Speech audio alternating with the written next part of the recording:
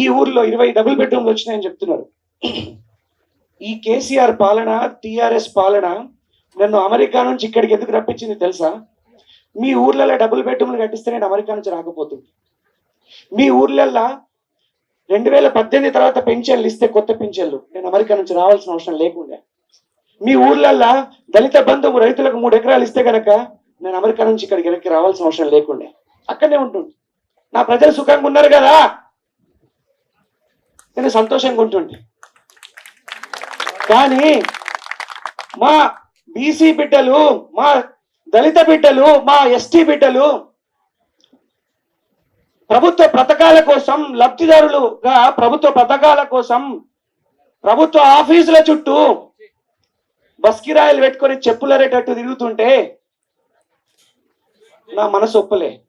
నేను సుఖంగా ఉన్నా కదా, నా భార్య బిడ్డలు సుఖంగా ఉన్నారు కదా అనుకుంటే నేను అమెరికా నుంచి 27,000 కిలోమీటర్లు దాటి ఇక్కడికి రాకపోతుంటే, ఈ టిఆర్ఎస్ సర్కారు, కేసీఆర్ సర్కారు ఓట్ల డబ్బాలో ఓట్లు నింపుకోతందుకు అరచేతుల వైకుంఠం చూపిస్తుంది. చూపించిందా? దళితులకు 3 ఎకరాల వైకుంఠం వచ్చిందా? ఎవరికైనా దళితులకు 3 ఎకరాల భూమి, 20 డబుల్ బెడ్రూమ్లు ఇల్లు వచ్చినాయి. ఇక్కడ 300 ఇల్లు కావాలా? దళితులకు 3 ఎకరాల భూమి లేదు. 2018 తర్వాత కొత్త పింఛన్లు ఎవరైనా అందుకున్నారా? రండి ముందుకు. కొత్త పింఛన్లు రిజిస్టర్ అయినాయా? 50వ డోలకు కొత్త రేషన్ కార్డులు వచ్చినాయా? చేతుల్లో పుల్లి. ఇంత అన్యాయమా? ఇంత అహంకారమా? మళ్ళీ చెప్తున్నా, పూర్వకాలంలో దొంగలు, దోపిడి దొంగలు ఎట్లా చెట్టోళ్ళే?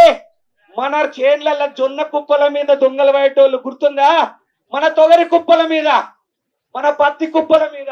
అట్లనే ఈ టిఆర్ఎస్ గజ దొంగలు మళ్ళా ఓట్ల డబ్బాలో ఓట్లు దోసుకోవడానికి వస్తారు. గ్రామాలు తిరగబడడానికి సిద్ధంగా ఉండండి. డబుల్ బెడ్రూమ్లు ఎందుకు ఇయ్యలే? మా ఇండ్లు కూలిపోయేటట్టున్నాయి. కొత్త పింఛన్లు ఎందుకు ఇయ్యలే?